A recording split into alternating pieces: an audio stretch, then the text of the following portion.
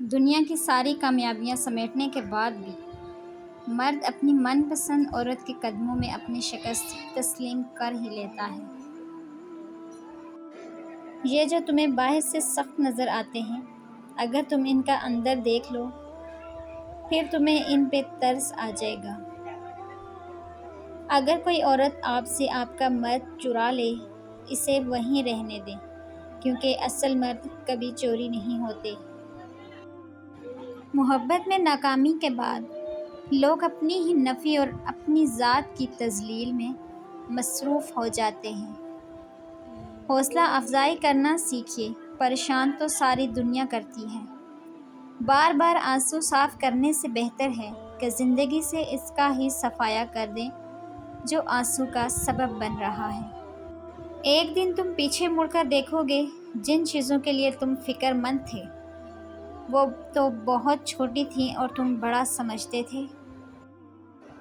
چھوٹا بن کر رہو گے تو ہی بڑی بڑی رحمتیں ملیں گی، کیونکہ بڑا ہونے پر تو ماں بھی گود سے اتار دیتی ہے۔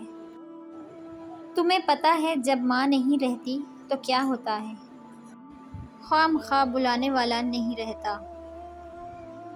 ہر وہ شخص جو آپ کی زندگی میں قدم رکھتا ہے، اس کے آنے کا کوئی نہ کوئی سبب ہوتا ہے۔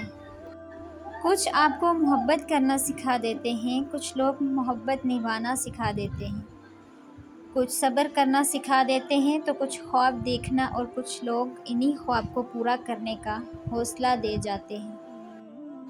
اس مرد کی مخلصی کی گواہی میں خود دے سکتی ہوں جس کا دل ہر بار دکھا ہو اور غلطی نہ ہونے پر بھی وہ اپنی عورت سے معافی مانگ لے۔ ایسا مرد لاکھوں میں ایک ہوتا ہے جو رشتہ کبھی ختم نہ کرے، اور اس عورت سے بد نصیب کوئی نہیں جو ایسے مرد کو کھو دے۔ لوگوں کو جج کرنا چھوڑ دو، تم نہیں جانتے ہر کوئی اپنے اندر کیسی جنگ لڑ رہا ہے۔ فاصلے کبھی رشتے الگ نہیں کر سکتے اور نزدیکیاں کبھی رشتے بنا نہیں سکتی۔